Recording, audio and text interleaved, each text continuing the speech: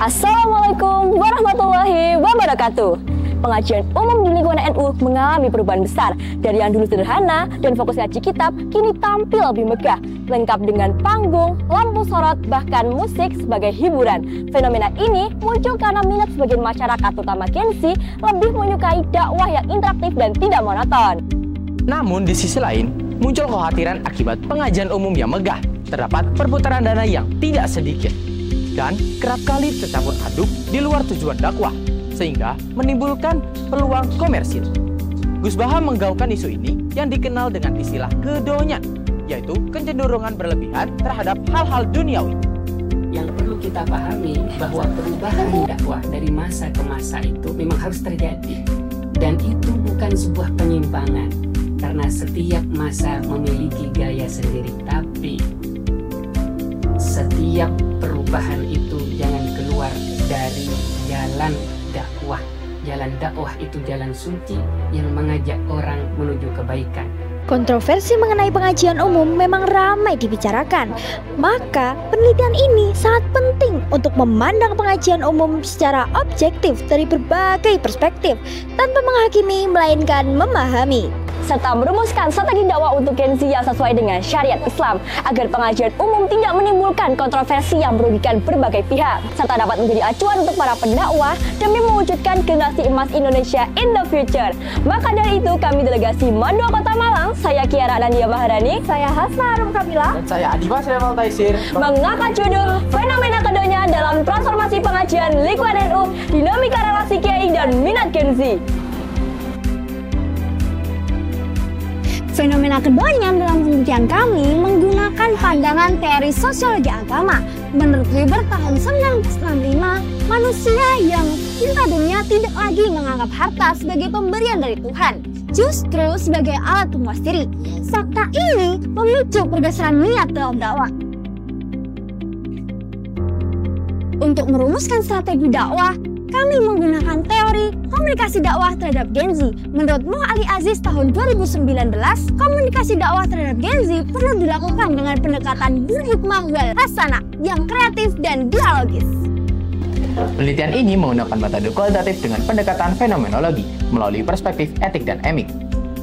Kami mengumpulkan data dengan wawancara pada 4 pengelola, 4 pendakwah, 5 partisipan pengajian, dan 5 orang Gen Z. Kemudian kami telah terjun langsung ke pengajian yang berbasis kitab maupun yang bercorak hiburan. Sebagai penguat data, kami telah melengkapi analisis kuantitatif dengan membagikan kuesioner pada Gen Z di Jawa Timur. Untuk menjamin keabsahan data, kami telah melakukan teknik validasi dengan diskusi terarah dan penilaian ahli. Hasil penelitian ini menunjukkan bahwa pada dasarnya kajian di lingkungan NU berbasis pendalaman kitab.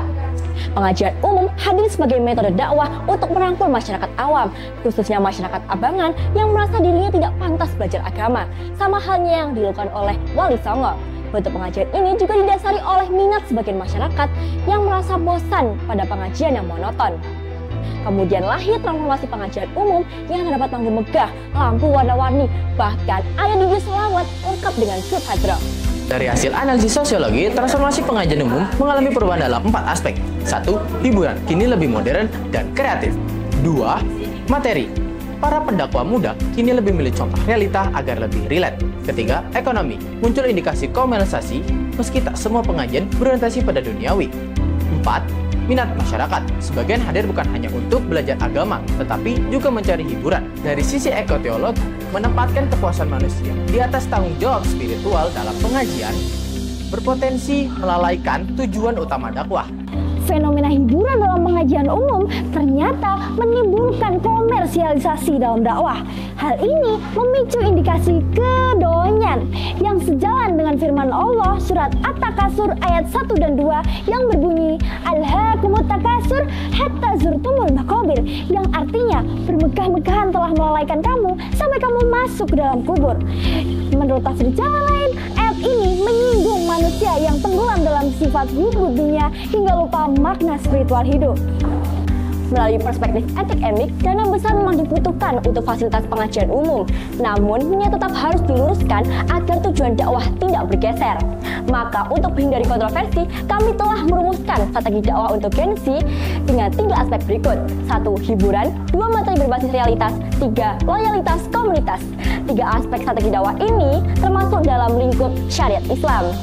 Strategi dakwah yang telah kami rumuskan sudah dapat validasi dari ahli loh. Kami melakukan validasi dengan pakar dakwah yang merupakan guru besar bidang ilmu studi Islam di UIN Maulana Malik Ibrahim Malang. Dakwah masa kini harus beradaptasi dengan perubahan zaman tanpa kehilangan nilai keagamaannya. Modernisasi dan kreativitas boleh hadir dalam dakwah, asal tidak melewati batas syariat Islam. Fenomena kedonyan bukan untuk disalahkan, tapi untuk dipahami sebagai cermin sosial agar kita lebih berhati-hati untuk menjaga niat dalam berdakwah. Semoga penelitian ini menjadi penelitian yang mampu memberikan nuansa tersendiri dan memberikan sumbangsih kepada Indonesia dan kepada dunia. Dakwah anti kedonyan terangi generasi emas in the future. Yaro, wassalam.